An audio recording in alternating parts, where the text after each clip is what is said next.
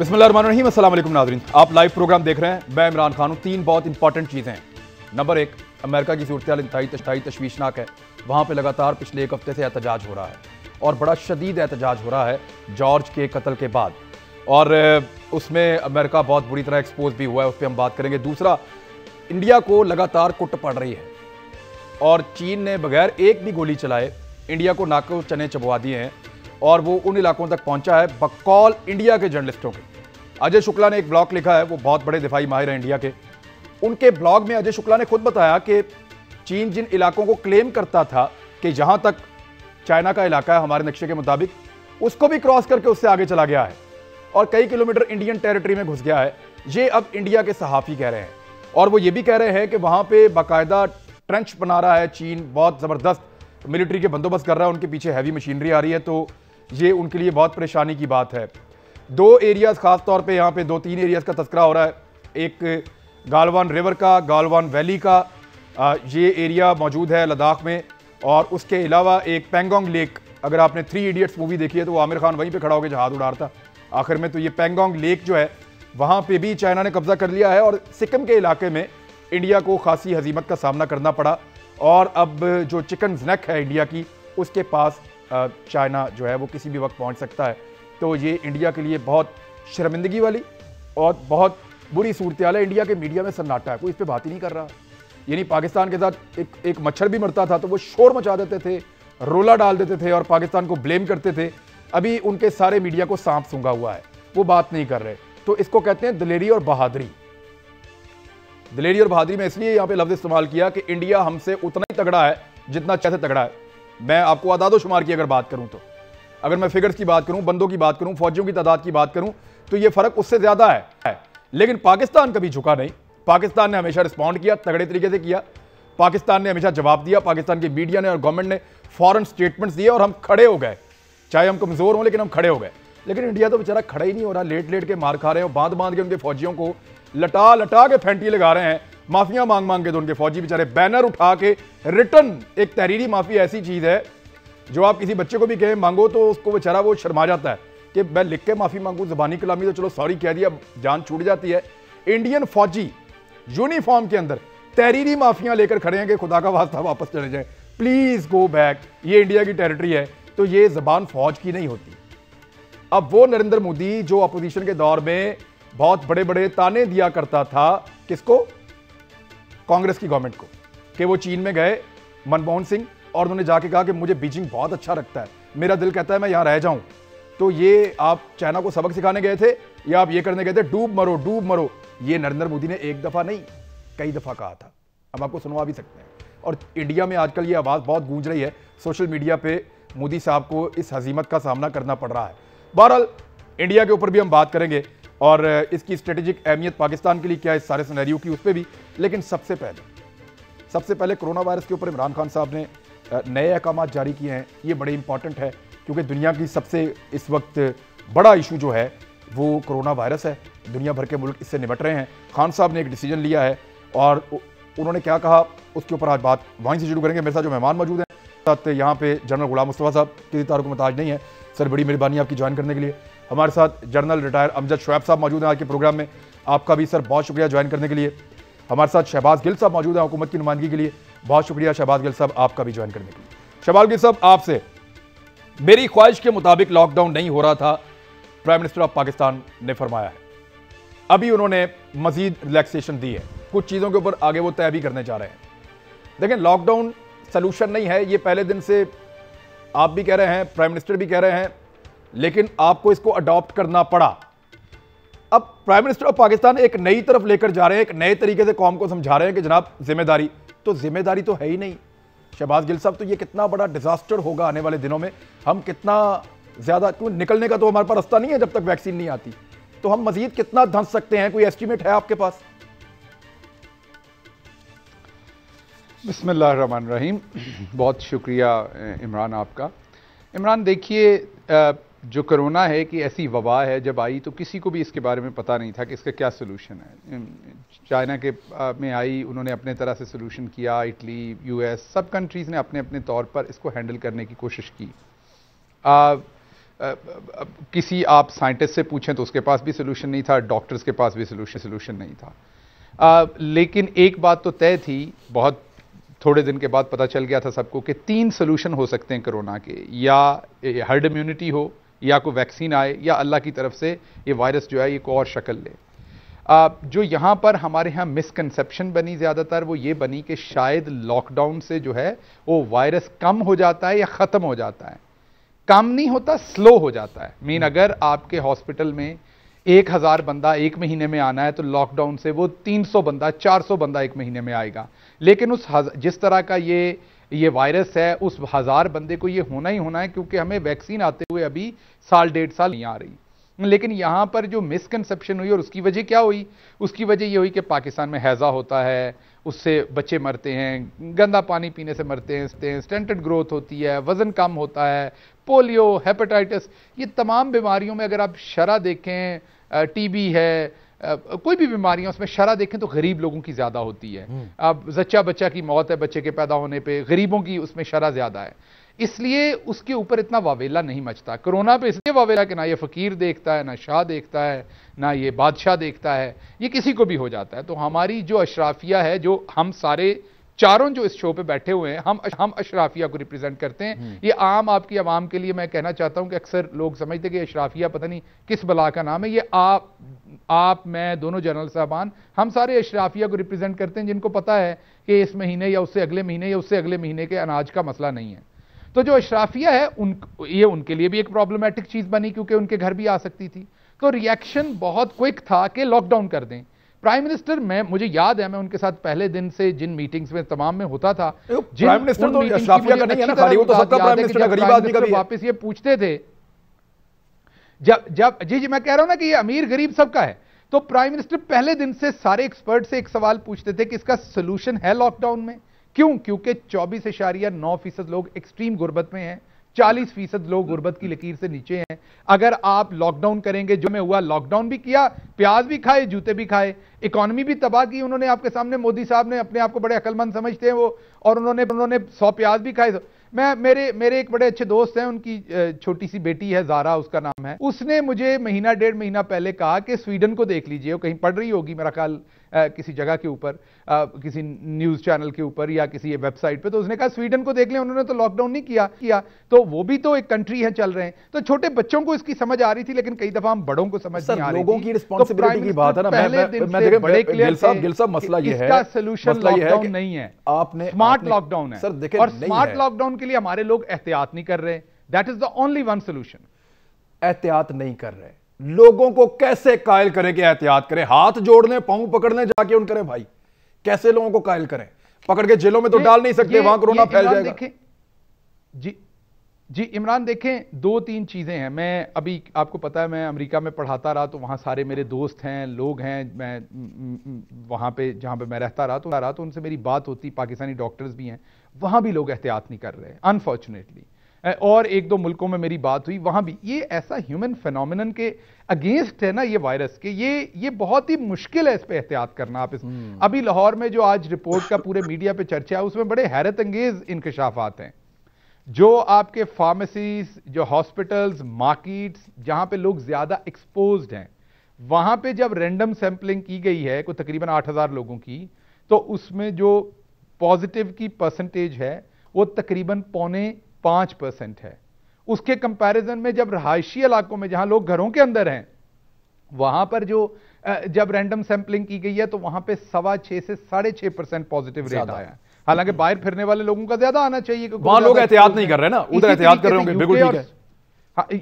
हाँ, यूके और स्वीडन की अगर हम एग्जांपल दें तो यूके में पर मिलियन अमवात ज्यादा हैं, उन्होंने बहुत सख्त लॉकडाउन किया।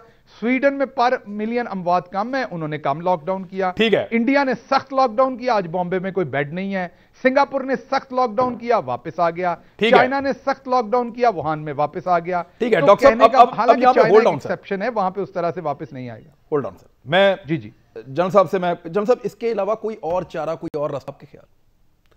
नहीं, मैं समझता हूँ कि हुकूमत पाकिस्तान की, ख़ासतौर पर प्राइम मिनिस्टर की डे 1 से जो सोच थी, सोच सही थी उनकी कि आप लॉकडाउन करके रह नहीं सकते, इसके one has to learn to live with it.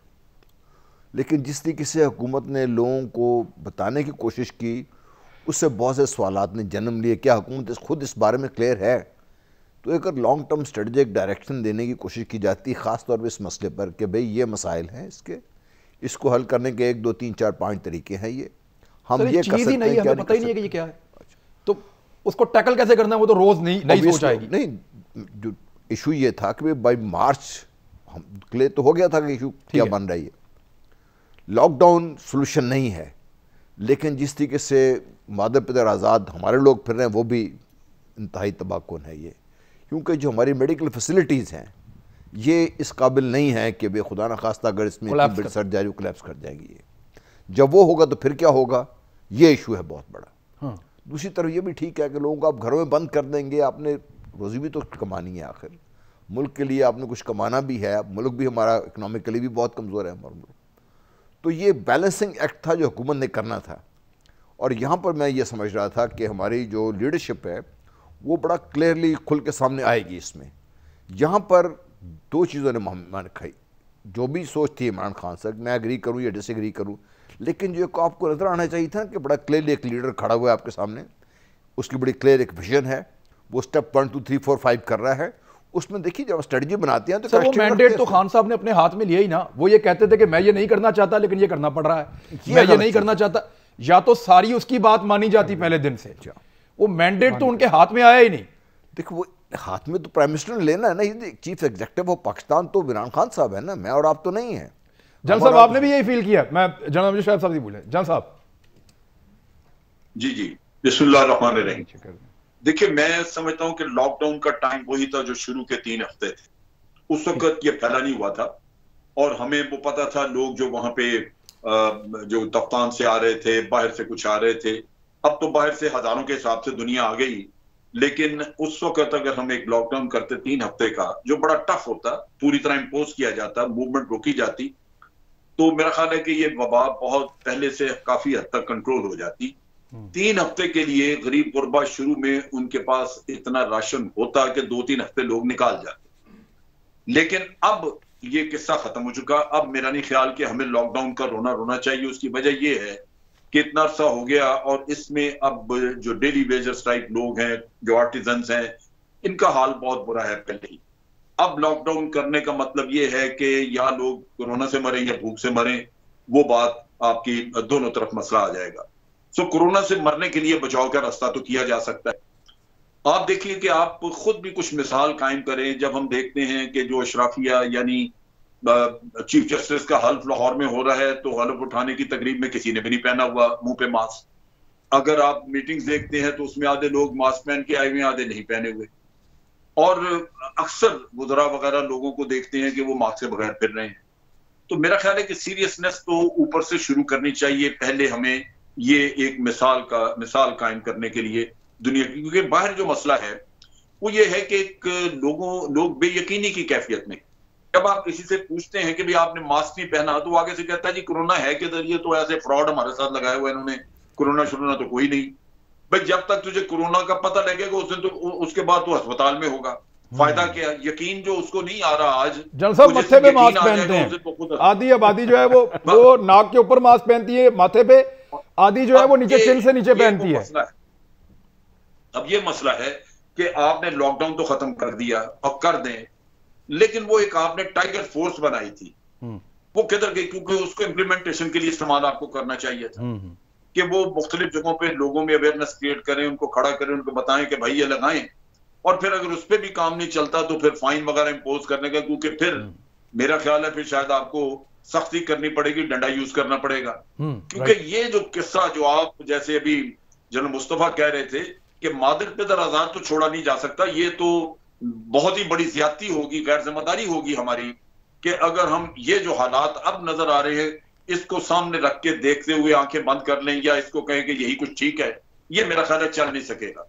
बहुत बड़ी आबादी यहाँ पे अगर इफेक्ट हो गई, पाकिस्तान के वसाइल का भी मसला है, और पाकिस्तान में फिर बहुत बड़ा इशू है कि यहाँ पे ये हर चीज पोलिटिसाइज हो जाती है, सारा मलबा हुकूमत पे डाल दिया जाएगा, और बजाय इसके कि कोई मदद करे, कोई आगे बढ़े इन चीजों को हल करने की तरफ, उल्टा रोना धोना शुरू हो जाएगा हुकूमत versus opposition and various political parties. तो बहुत जरूरी है कि हुकूमत इस वक्त इम्प्लीमेंटेशन की तरफ जाए। अवेयरनेस इससे ज्यादा और हम नहीं क्रिएट कर सकेंगे, क्योंकि लोग हैं बेयकीनी में। जो कंस्पिरेसी थ्योरीज हैं वो इतनी ज्यादा है। आप किसी से कोरोना की बात करें, वो आगे से वो जी ये वर्ल्ड हेल्थ ऑर्गेनाइजेशन से पैसे कमाने के लिए ये कर रहे हैं, डॉलर जो नहीं है इनके पास। तो भाई मेरे अमेरिका के पास डॉलर उससे ज्यादा किसके पास है? एक हकीकत है, लेकिन लोग तस्लीम करने को नहीं तैयार। अब ये तो मेरा ख्याल है कि चतुराल शायद पीछे रह गई है, तो कोई ना कोई हमें सख्ती का रास्ता सोचना चाहिए, ताकि लोगों को अगर वो वॉलंटरीली अपनी ऑब्जर्व नहीं कर रहे सारे प्रिकॉशन, तो फिर उनको मेरा ख्याल है सख्ती करके ऑब्जर्व करवाया जाए। क्योंकि ये सर हम कोड़े ही मार सकते हैं, जेल में तो नहीं बंद कर सकते लोगों को, बाजार में बैठने भेज जा सकती है। इसमें दो तीन चीजें तो हो सकती हैं। देखें फाइन किया जा दुबई में मैंने देखा है, दुबई में उन्होंने फाइन किए हैं लोगों को बड़े हैवी, ये ठीक उनकी है, इस्ताद के मुताबिक। थोड़ा खाता पीता नजर आया उसको, उन्होंने 50,000 दिरहम भी उनको अच्छा, ये ठीक है, ये ठीक है, ये ठीक है। जब सब ब्रेक लेने उससे पहले अपनी टाइगर फोर्स को लगाए, लोगों में 1-2 दिन अवेयरनेस दें, और उसके बाद जो है वो हैवी फाइन्स किए जाएं। आपका भी आइडिया ये कि फाइन्स करें, जहां पे ज्यादा मसला बन रहा है वहां पे सख्त लॉकडाउन करें। अच्छा, स्पेसिफिक एरियाज को लॉकडाउन करने का भी आप कह रहे हैं, वो भी ऑप्शन अवेल करना चाहिए। मैं एक ब्रेक पे जा रहा हूं, लेकिन ब्रेक के बाद दूसरे टॉपिक पे बात करनी है। लेकिन एक बात जाते जाते कि रिस्पॉन्सिबिलिटी अब आपकी है कि आपने इस कोरोना वायरस के दौरान में, इसके बाद आपकी और हमारी मुलाकात होनी है या नहीं होनी, इसका फैसला अल्लाह ताला की ज़ात के बाद आप लोगों ने करना है। क्योंकि आप ये डिसाइड करेंगे कि आप इसमें सर्वाइव करना चाहते हैं या नहीं करना चाहते, आप अपना और अपने प्यारों का ख्याल रखना चाहते हैं या नहीं रखना चाहते। ब्रेक लें, वापस आके इंडिया की जो सिचुएशन है और अमेरिका की जो सूरत हाल है उसका पोस्टमार्टम करते हैं हमारे साथ में। Welcome back Nadreen. इंडिया और चाइना की सूरत हाल जो है वो इस वक्त क्या है, और इंडिया पाकिस्तान को भी ब्लेम कर रहा था कि इसके पीछे खाली आप ये ना समझे कि ये इंडिया है, ये चाइना है, इसके साथ पाकिस्तान भी मिला हुआ है। बल्कि अब तो वो नेपाल के ऊपर भी एलिगेशन लगा रहे हैं। इंडिया के अंदर ये नारे लगाए जा रहे हैं कि नेपाल जो है वो चाइना के हाथों में खेल रहा है। और नेपाल के अंदर भी एहतजाज हुआ और उन्होंने बाकायदा स्लोगन्स उठाए। उन्होंने कहा कि गो बैक इंडिया। तो नेपाल एक वाहिद मुल्क है इंडिया के बॉर्डर के साथ साथ जो हिंदू मुल्क है, और वो एक बहुत बड़ी सिक्योरिटी था हमेशा से इंडिया के लिए, लेकिन नेपाल को भी खो दिया इंडिया ने। अब मैं इसका आगाज़ जो है ना वो मैं आपसे नहीं करने जा रहा शहबाज गिल साहब, क्योंकि यहाँ दो जर्नल बैठे हैं, मैं उनसे बात शुरू करता हूँ, फिर आपके पास आऊँगा इसके पॉलिटिकल एंगल को लेके। सबसे पहले मुझे जनरल अमजद शोएब साहब आप बताएं कि इंडिया को कितनी बड़ी शिकस्त है और इसका मुदावा क्या हो सकता है, क्योंकि इंडियन रिपोर्टर्स और इंडियन सीनियर जर्नलिस्ट जो दिफाई तज्जियाकार हैं उनके बकौल चाइना उन इलाकों को भी क्रॉस कर गया बाज़ जगहों से जिनको सिर्फ चाइना क्लेम करता था, यानी इंडियन टेरिटरी में एक्चुअली दाखिल हो गया, और वहां पे वो अब कुछ ऐसी दिफाई साजो सामान बना रहा है जिससे इंडिया को मुसीबत पड़ सकती है। क्या इंडिया बगैर बेइज्जती और बगैर लड़ाई के चाइना को वापस भेजने पे कायल कर लेगा? अगर नहीं कर पाएगा तो लड़ाई होगी तो कैजुअलिटीज होंगी। सर आपको क्या नजर आ रहा है? देखिए, बात यह है कि गलवान वैली जो है उस पर कभी भी चाइना ने अपना क्लेम नहीं खड़ा किया था, कभी ये कहा नहीं था कि क्लेम है हमारा। जी ठीक है। प्योंगयांग लेक जो है उधर भी उनका क्लेम तो मौजूद था, लेकिन उस पर कभी उन्होंने कोई ऐसा कदम नहीं उठाया जिस यकतरफा जिस पे कि ये मसला पैदा होता। लेकिन गलवान वैली इनमें सबसे ज्यादा इंपॉर्टेंट है, अहम है, क्योंकि यहाँ से इसके बाहर से रोड गुजरती है इसके पास से जो दौलत बेग ओल्डी को मिलती है जाके, और ये ईस्टर्न लद्दाख का हिस्सा है। बात ये कि ईस्टर्न लद्दाख में उनके क्लेम्स तो मौजूद थे, लेकिन इंडिया सबसे ज्यादा हैरान। जी जम साहब की ऑडियो का प्रॉब्लम है सर, यहीं से। ये जो दौलत बेग आपने इस रोड के बारे में मुझे आपने बताया भी था, इसके करीब पहुंच जाना ये तो इंडिया के लिए बहुत बड़ी मुसीबत है। उनकी तो सप्लाई काटेंगे ये मुख्तलिफ जगह की।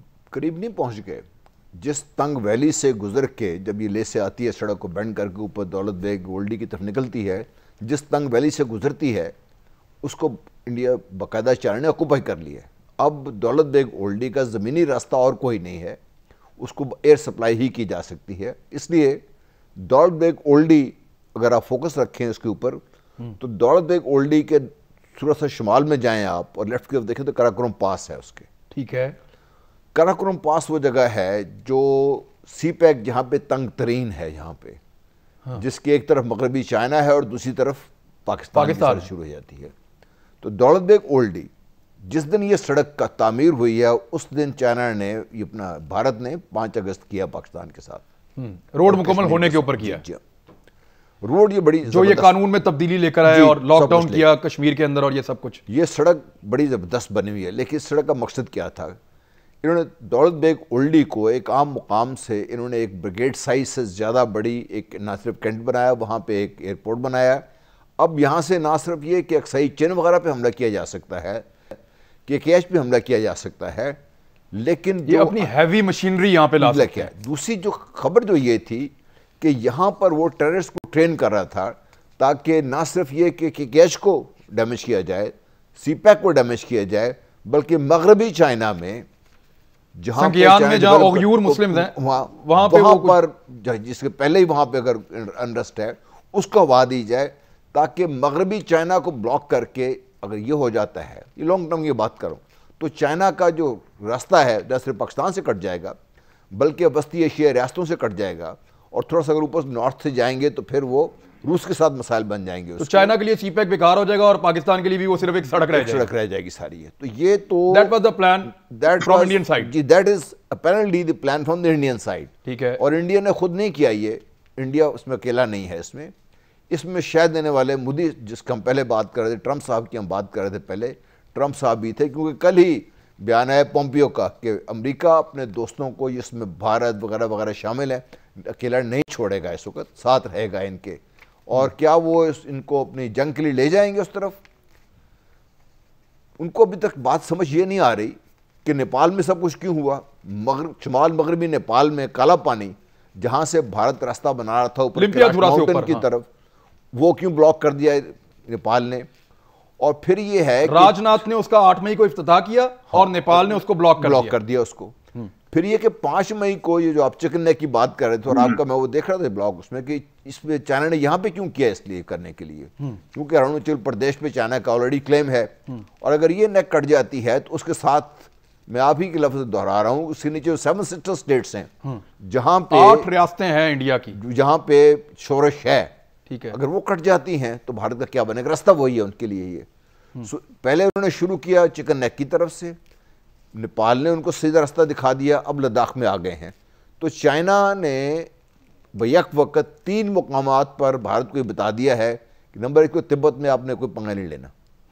इनकी कोशिश अब तो ले ही नहीं सकते, वो तिब्बत में किधर जाएंगे? चाइना उतर के नीचे आ गया जी, उनके एरिया में घुस गया। दूसरा, आपने सुना होगा कि जब ये रिसेंटली जो चाइनीज प्रेसिडेंट है उन्होंने अपने मिलिट्री कमांडर्स को अरेस्ट किया है, उसमें उन्होंने अपने मिलिट्री कमांड को जो हदायत दी हैं, उसमें आखिरी हदायत ये है कि आप तैयार हो जाइए, आपने प्रोटेक्ट करना है चाइनीज सॉवरेनिटी को और चाइना के डेवलपमेंट इंटरेस्ट को। डेवलपमेंट इंटरेस्ट क्या है उनका? 1 बेल्ट 1 रोड, जिसका सीपैक फ्लैगशिप है, और 1 बेल्ट 1 रोड दुनिया का वो वाहिद मंसूबा है जो किसी मुल्क के कॉन्स्टिट्यूशन में है, ये चाइना के कॉन्स्टिट्यूशन में शामिल है ये। ठीक, मैं जरा जनरल साहब से, जनरल साहब ये चिकन नेक जो है, जिसको हम सिलीगुड़ी कॉरिडोर भी कहते हैं, और यहां से नेपाल अगर रास्ता दे चाइना को, और नेपाल के चाइना के साथ आजकल बड़े जबरदस्त ताल्लुकात हैं, इंडिया के साथ खराब भी हो गए हैं काला पानी के डिस्प्यूट की वजह से, और दीगर कुछ डिस्प्यूट है उनके, कॉन्स्टिट्यूशनल मामला भी हैं, तो ये कॉरिडोर तो बहुत बारीक है।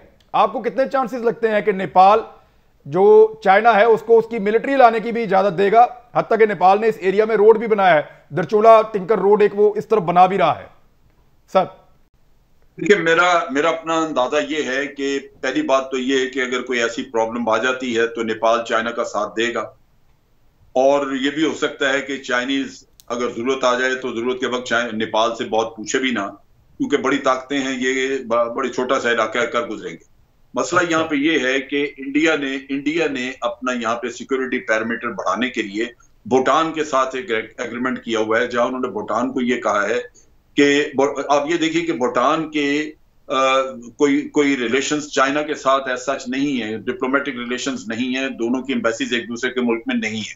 नतीजा ये कि ये सारा उनका काम संभाला हुआ है भारत ने, और भारत ने भूटान को ये उससे जिम्मेदारी एक एग्रीमेंट के तहत दी हुई है कि उनकी टेरिटरी का भी दिफा जो है वो इंडिया करेगा। तो उससे उन्होंने एक एडवांटेज हासिल करने की कोशिश ये की है कि चिकन नेक के साथ उनको एक additional added parameter of security मिल जाए, जो कि भूटान की टेरिटरी की शक्ल में मौजूद है। इसी तरह इनको थोड़ा सा एक शॉर्टकट बांग्लादेश ने जो एक्सचेंज ऑफ लैंड्स किया इनके साथ, उसमें भारत ने बहुत ज्यादा फायदा उठाया है। कोई तकरीबन 1000 मुरब्बा किलोमीटर या 1200 के करीब उन्होंने एडिशनल जमीन ली है उनसे, बांग्लादेश से, और उसमें भी इनको शॉर्टेस्ट रास्ता इन्होंने अपना 7 सिस्टर्स को बनाया है, जो कि ये वो भी प्रोटेक्टेड है वहीं से, भूटान की साइड से। ठीक है। तो चाइना ने इनको ये कहा है कि भाई आप भूटान के, हम भी यहीं पे हैं और इनके हमसाए हैं, तो आप कौन लगते हैं भूटान के? आपने एग्रीमेंट किया या नहीं किया, हम सेटलमेंट जो भी करनी है हम भूटान के साथ डायरेक्ट करेंगे। तो लिहाजा कुछ एरियाज का तबादला भी कर रहे हैं उनके साथ, एरियाज का तबादला कर भी रहे हैं उनके साथ। तो ये वो चीज आई है जिसमें कि इंडिया फंस गया, क्योंकि वो उन्होंने भूटान को डायरेक्ट अपने तरफ लगा लिया है। भूटान नेचुरली इंडिया के असर से निकलना चाहता है, वो अपने लिए ऑप्शंस रखना चाहते हैं। किसी भी मुल्क के लिए दो बड़ी कुव्वतें अगर उसके पास आसपास हो, तो उसके लिए एक बड़ा फैसिलिटी हो जाती है कि अगर एक तंग करे तो दूसरा का साथ देना शुरू कर देते हैं वो। लेकिन यहाँ पे इंडिया ने उनको होस्टेज किया हुआ था। तो भूटान अंदर से ये ख्वाहिश रखता है कि चाइना के साथ उसके मरासम डायरेक्ट हो जाएं। उनकी मुलाकातें तो हुई हैं और उनके कुछ एग्रीमेंट्स भी हुए हैं। तो इसलिए चिकन नेक इस वजह से इंडिया की कंट्रोल में नजर नहीं आती, और लगता ही है कि भूटान चाइना को रास्ता दे देगा। तो ये मसला ये है कि इसमें एक चीज मैं और ऐड कर दूं, यहाँ पे खराबी ये है कि एक तरफ तो इंडिया ताकत से निकाल नहीं सकता, यहाँ पे वेपन्स वगैरह जो है ला के रखे जरूर हैं लेकिन इस्तेमाल नहीं होंगे। लेकिन दूसरी तरफ यूनाइटेड नेशन भी नहीं जा सकता। तो आप देखेंगे कि ये झूठे नैरेटिव वगैरह बना के इसी सिचुएशन में गुजारा करेंगे और अपनी कौम को कोई और झूठे नैरेटिव सुनाते रहेंगे कि जी हमने ये कर लिया, वो कर लिया, तय हो गया, और सूरत हाल ग्राउंड पे यही रहेगी। अच्छा, अब मैं जरा इसका जो पॉलिटिकल पहलू है उसकी तरफ आऊं। मैं शहबाज गिल साहब, मामला ये एक स्पेशल स्टेटस था इस पूरे खित्ते का 370 और 35A के तहत। वो जो स्पेशल स्टेटस था वो एक मुआहदा था इंडिया के और इस रीजन के बीच में, इन लोगों के बीच में और इंडिया के बीच में, जिसके मुआहदे की वजह से इनके कुछ दीगर मामलात और फौजी मामलात इंडिया देख सकता था। वो तो इंडिया ने खुद ही खत्म कर दिया 5 अगस्त 2019 को। और उसके खत्म होने के बाद अब अगर कोई फोर्स इस इलाके में जाती है तो इंडिया की हैसियत वही है जो 1948 में थी। अब कोई कानूनी हैसियत नहीं है, किसी मुआहदे के तहत इंडिया वहां पे मौजूद नहीं है। तो ये एक मौके के तौर पे चाइना ने लिया, क्योंकि उसको कानूनी तौर पे चैलेंज नहीं किया जा सकता किसी आलमी इदारे में भी। तो पाकिस्तान इस सारी सिचुएशन में मौके से क्या फायदा उठा सकता है? इंडिया तो हमेशा उठाता है, हर फोरम पे बात भी करता है। देखिए इमरान, इस सारी सिचुएशन को एक और नज़र से देखिए तो आपको बड़ी इंटरेस्टिंग लगेगी ये सारी बात। हम किताबों में हर जगह पे पढ़ते आए हैं कि जो लीडरशिप होती है किसी भी कंट्री की वो बहुत इंपॉर्टेंट होती है। It is no doubt. जब मैं अगर मैं याद करूं टाइम अमेरिका में, तो बहुत ही अफसरदा होते थे देखकर जिस स्पीड के साथ इंडिया ऊपर जा रहा था और जिस स्पीड के साथ हम अपनी स्पेस खो रहे थे। लेकिन फिर मोदी आ गया और किसी और दुश्मन की इंडिया को ज़रूरत ही नहीं थी। जब मोदी आ गया उसने ना सिर्फ उनके सोशल फैब्रिक को तबाह किया, एक्सट्रीमिज़म फैलाया, बल्कि जो बहुत सारी छुपी हुई चीज़ें थी, ईवल से छुपे हुए उनकी सोसाइटी के अंदर, उनको उसने अनर्थ कर दिया, उनको बेनकाब कर दिया। और उससे जो पूरी दुनिया में एक शाइनिंग इंडिया का कॉन्सेप्ट था, वो सारे का सारा जो झूठा भरम बना हुआ था वो गिर गया। इससे हमें भी एक सबक मिलता है, और हमें भी इसी टाइम में जिसमें इंडिया में ये नेगेटिव ग्रोथ हुई, हमारे यहाँ अल्लाह का शुक्र हुआ कि हमारे यहाँ पॉजिटिव ग्रोथ आई। वो कैसे हुई कि हमारे यहाँ हमें एक लीडर मिला जो नेशनलिस्ट है अपनी नेशन के लिए, जो ऑनेस्ट है, जिसकी लॉयल्टी आपके अपने मुल्क के साथ है, भी मारता है, पायलट को फिर वापस भी कर देता है, या अपने जी लीडर मिला जो पहले पायलट को पकड़ता है, चपेड़े मारता है, पूरी दुनिया को दिखाता है, चाय पिला के वापस भी कर देता है। हाँ, वो तो चलें, वो तो आपको पता है कि एक बहुत बड़ा उनका काम था प्राइम मिनिस्टर का और हमारे आर्मी चीफ का और हमारी पूरी कौम का। लेकिन उसके अलावा भी अगर आप देखें तो हमने कितनी स्पेस गेन की है अफगानिस्तान में, हमने कितनी, क्योंकि अब हमें एक बेहतरीन प्राइम मिनिस्टर मैसर है, हमें एक बेहतरीन चीफ ऑफ आर्मी स्टाफ मैसर है। हमारी जो पॉलिटिकल क्लास है उसको दिन रात डर नहीं लगा हुआ कि वो जो मैंने फलां मिल बनाई हुई है झूठे तरीके से, अब कहीं आर्मी वाले उसकी कोई फाइल अपने पास तो नहीं बना रहे, ये हमारा बाजू तो नहीं मरोड़ेंगे, तो हम किस तरीके से इस चीज़ को कंट्रोल करें। और उसी तरीके से हमारी इस्टेब्लिशमेंट को ये फिक्र नहीं होती कि ये फलां मुल्क के दौरे पे गए हैं, वहां पे कहीं कोई ऐसा काम तो नहीं हो जाएगा कि जो हमारे नेशनल इंटरेस्ट के खिलाफ है, कोई बयान किसी और तरफ को, मूवमेंट्स कोई और बातें, तो कोई डर नहीं है। दोनों चीजें एक पेज के ऊपर हैं।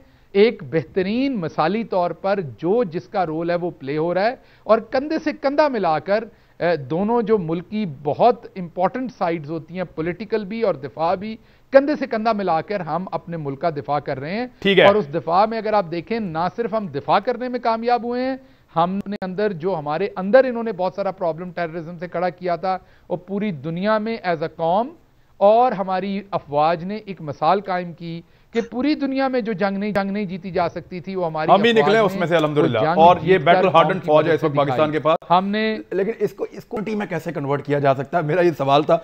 वो अब शहबाज गिल साहब फिर जिम्मेदारी का सबूत दे रहे हैं, जिस जिम्मेदारी का प्राइम मिनिस्टर ऑफ पाकिस्तान देते हैं। काम करने वाले काम कर देते हैं, ज्यादा मेरे ख्याल में चीखने चिल्लाने से बोलने से। आपको बताऊं जी कि पाकिस्तान के पास शायद फिर इस सदी का इतना सुनहरी मौका, इतना बड़ा मौका शायद फिर नहीं आए। चलें इस नोट पे एक ब्रेक ले लेते हैं। अमेरिका किधर जा रहा है, उसका जो इंटरनल सिस्टम है पूरा, वो एक तबाही के दहाने पे खड़ा है। और शहबाज गिल साहब ने क्योंकि एक लंबा टाइम गुजारा अमेरिका में, ये दोनों जनरल हजरात भी अमेरिका ट्रेवल करते रहे हैं, तो फिर अमेरिका के बारे में ब्रेक के बाद। वेलकम बैक नाजरीन। मैं शुरू मेरे ख्याल में क्योंकि इसलिए कि हम सबसे ज्यादा वक्त जो है वो अमेरिका में शहबाज गिल साहब ने गुजारा, तो वहां से शुरू करते हैं। शहबाज गिल साहब, क्विकली जॉर्ज फ्लॉयड को जिस तरह मारा है, और जो वाशिंगटन पोस्ट की रिपोर्ट के मुताबिक गुज़िश्ता चंद सालों में 4400 शहरियों को जो अमेरिकन पुलिस है उसने मारा है, जिसमें कालों की तादाद निस्बतन उनकी आबादी की निस्बत बहुत ज़्यादा है, दुगनी है। यानी 13% काले हैं, तो काले मैं कह रहा हूँ स्याह फाम हैं, तो उनमें से हमारे यहाँ पे क्योंकि लोग ऐसे ही समझते हैं, तो इंतहाई माजरत के साथ जो स्याह फाम हैं वो अगर 13% हैं, तो उनको जो कत्ल किया गया पुलिस की जानिब से वो 30% से ज़्यादा है। तो ये अमेरिका को किस तरफ लेके जा रहा है सर? रेप, हर 5 में से एक औरत वहां पे रेप हो जाती है। अमेरिकन सोसाइटी अंदर से ऐसा लगता है कि शायद कोलैप्स होने की तरफ जा रही है। देखिए, इसका हिस्टोरिकल तनाज़र होता है किसी भी बात का, आपको हिस्ट्री में से देखना पड़ता है कि क्या है। अगर आप अमेरिका में ये चीज़ देखते हैं तो इसकी डेफिनेटली अफ्रो अमेरिकन की एक हिस्ट्री है, और इन तमाम चीज़ों के होने की वहाँ हिस्ट्री है। आप अगर याद करें तो प्रेसिडेंट ओबामा ने भी एक दफ़ा बहुत ही अपनी दिल से चंद बातें की थी, जिसमें उन्होंने कहा था कि उनके साथ भी ऐसा होता रहा कि एलिवेटर में जब वो जाते थे तो दूसरे लोग कई दफ़ा बाहर निकल जाते थे, या वो गली में अगर चल रहे होते थे तो लोग अपनी गाड़ियों का शीशे लॉक कर देते थे। हमारी सोसाइटी में भी हम भी यहाँ ऐसा करते हैं लोगों के साथ, लेकिन क्योंकि वहाँ पर आवाज़ बहुत बुलंद होती है जब कोई चीज़ होती है, तो हमारे यहाँ क्योंकि हमारे उस तरह की डाइवर्सिटी नहीं है, हम एक जैसे, हमारा रिलीजन एक है, तो लेकिन यहाँ भी अमीर और गरीब में तो बहुत फ़र्क है ना। और ये इसकी हिस्ट्री हमारे कॉलोनियल एरा से आती है। हमारे यहाँ भी जो पुलिस के आवाम के साथ रिलेशनशिप हैं, उसमें आपके सामने है कि आवाम बहुत सारी जगहों पर उनका जो फर्स्ट रिस्पांस होता है वो पुलिस के लिए ये नहीं होता कि हमारी तहफ़्फ़ुज़ के लिए पुलिस ने आना है, उनको लगता है कि हमें तंग करेगी उल्टा अगर पुलिस यहाँ आएगी। ये एक वहम है। इसी तरह से जो अफ्रो अमेरिकन हैं अमेरिका में, वो भी, उनको पुलिस नॉर्मल भी रोकती है तो वो बेचारे डर जाते हैं, उन्हें लगता है कि अब हमारे लिए एक लंबा मसला बन जाना है, क्योंकि उन्हें शक की निगाह से देखा जाता है। तो दिस इज़ वेरी अनफॉर्चुनेट। ये रेसिज्म है जो बिल्कुल अमेरिका में मौजूद है, लेकिन इसका मतलब हरगिज़ नहीं कि दुनिया के दूसरे मुल्कों में नहीं है, या इसका मतलब हरगिज़ नहीं है, ये तज्जिया गलत होगा अगर ये तज्जिया किया जाए कि इससे अमेरिका ने जो है वो चकनाचूर हो जाना है या अमेरिका को बहुत बड़ा नुकसान हो जाना है। हाँ, ये वेकअप कॉल है अमेरिका के लिए, और जिस अमेरिका के सिस्टम्स को मैं समझता हूँ, जानता हूँ, अमेरिकी लोग जब उन्हें वेकअप कॉल मिलती है तो वो ज़रूर, आप देखेंगे, अपने सिस्टम को भी आप रिफॉर्म्स करेंगे। इस एक चीज़ पे बदकिस्मती से उन्होंने बहुत लंबा टाइम लिया, बदकिस्मती से वो रिस्पॉन्स नहीं आया जो पहले आना चाहिए था, क्योंकि पहले भी ऐसी चीज़ें होती रहीं। लेकिन as somebody who taught there, as somebody who lived there, I believe this is a right time. और अब लोगों को वहां पे एहसास है, वो कॉकेशियन अमेरिकन हों या अफ्रो अमेरिकन, वेकअप कॉल है जनरल साहब, कोई भी अमेरिकन हो, जो नेशनल्स हैं, उनको एहसास है। आप देखेंगे बहुत ही fundamental changes. Thank you doctor साहब। जी, डॉक्टर साहब की बात सर आंखों पर, but I don't agree with him. Sure, racism is very deep. Christian Zionism जो उनके रेडनेक्स कह रहे हैं, और 37-38% जो इसको लेकर आए हैं ट्रंप को, दे आर वेरी स्ट्रॉन्ग। अनपढ़ हैं, जाहिल हैं, लेकिन बड़ा स्ट्रॉन्ग है, बड़े स्ट्रॉन्ग है उनके रेसिज्म, स्टिफ है। और ये आज की बात नहीं है। मैंने रॉडनी किंग का हादसा भी देखा है, मैंने लॉस एंजलिस को जलते हुए भी देखा, मैं वहाँ पे था उन्हें, और मैंने जो अफ्रो अमेरिकन जिनको ये कह रहे हैं, मैंने उनकी बातें उनके घरों में बैठ के उनसे बात की है, सुना है उनसे बात ये। This runs deep, American society is divided, number 1। Number 2 is divided deep. Number 2, हर अरूज को जवाल है। अमेरिकन नेशनलिज्म वहीं पे खड़ा रहेगा। अमेरिकन नेशनलिज्म वहीं पे खड़ा नहीं रहेगा। अमेरिकन के सवाल है, आप कुछ स्टैंड अप कॉमेडी उठा के देख लें। सबसे पहले तो लोग यही बात करते हैं कि मैं काला हूं इसलिए मेरे साथ ये होगी, करते हैं। उठा के देख ले बात, जब ये बात ही बात होती है। ये एक चीज़ और मैं आपको बता दूं, रिसेंटली पेंटागन में एक रिपोर्ट भेजी गई है पेंटागन की तरफ से मिनिस्ट्री ऑफ डिफेंस को इनके, उसने कहा कि शायद 10 साल से हम बार बार वॉर गेम कर रहे हैं, we can not fight China any more. और ये वो अमेरिकन रिपोर्ट दे रहे हैं जिन्होंने पिछले 2 साल पहले अपने जो स्ट्रेटेजिक डायरेक्शन उन्होंने जो, चाइना थका रहा है, लड़ नहीं रहा। चाइना, देखिए चाइना से लड़ना, चाइना एक डिफरेंट सोच के लोग हैं ये। और रेक्स टिलरसन जो इससे पहले इनके फॉरेन मिनिस्टर थे, उन्होंने बड़ा वाज़ेह कहा था जी कि हमारा इस वक्त जो मुकाबला है अमेरिकन वे ऑफ लाइफ के सिस्टम का है और चाइनीज वे ऑफ सिस्टम का है। उन्होंने बल्कि पाकिस्तान को ताना दिया था कि आपको तो गुलाम बना के चले जाएंगे। जनरल साहब को भी इस पे ले लें पॉइंट ऑफ व्यू। जी जनरल अमीर शाह साहब, सर व्हाट योर टेक? देखिए, अमेरिका में ये ब्लैक स्वाइन के साथ जुल्म तो बहुत हुआ, ये बहुत पीछे रह गए हुए हैं, तालीम कम है, पैसे इनके पल्ले बहुत थोड़े हैं, अक्सर इनमें भीख मांगते नजर आते हैं। ये हालात इनके हैं इसी वजह से कि इनकी तरफ बहुत तवज्जो नहीं दी गई, पकड़े जाते हैं तो इनके ऊपर कुत्ते छोड़े जाते हैं। लेकिन मैं जिस चीज को देख रहा हूं वो ये है कि आज उन्होंने हिम्मत करके तो अपने आप को मनवा लिया, वो खड़े हो गए। अब क्या यही चीज हिंदुस्तान में मुसलमानों के साथ नहीं हो रही? उनसे कुछ सौदा नहीं लेना चाहता, सब्जी नहीं लेना चाहता, हिंदू है तो वो उनको देना नहीं चाहता, अछूत बनाया हुआ है मुसलमानों को। और उनके ऊपर जो जुल्म हो रहे हैं उनको भी इसी तरह लिंचिंग होती है, गाय के गोश्त पे, किसी और चीज, उनको इसी तरह खड़ा होना चाहिए। ये वक्त है, ये सबक सिखाया उन्होंने। जनरल साहब एक छोटा सा फर्क, जनरल साहब क्विकली, जनरल साहब एक छोटा सा फर्क है, वहां आरएसएस नहीं है, वहां स्टेट के सामने आके पब्लिक खड़ी हो गई है। यहां पे आरएसएस के गुंडे निकलते हैं, वो पूरा पूरा मोहल्ला लिंचिंग कर देते हैं। सर यहां पे एक मुआशरे के अंदर भी तबके दो बने हुए हैं। बात यह है कि यहां भी आप देखेंगे वो ये जो आपके ये जो टेलीविजन सिस्टम वहां पे जिसके जरिए ये पकड़ते हैं, सेंट्रल टेलीविजन सिस्टम, ये बाद में पकड़ पकड़ के कानून को सजाएं देंगे। ये निकलेगा ड्रामा यहां भी।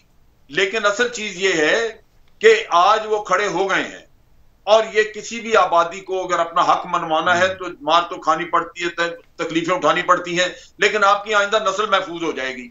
अगर आज आपने अपने सुख को देखना है तो फिर आइंदा नस्ल आपकी गुलाम रहेगी। ठीक है, ये तो यहाँ पे भारत के अंदर भी जो होता है उसकी आवाज भी इसी शद और मत के साथ पूरी दुनिया में जानी चाहिए और ये चीजें अपने मंतकी अंजाम तक पहुंचें। भारत को किस तरह की लितरॉल हो रही है उसके ऊपर कल दोबारा बात शुरू करेंगे। अपना ख्याल रखिएगा। अल्लाह हाफिज़।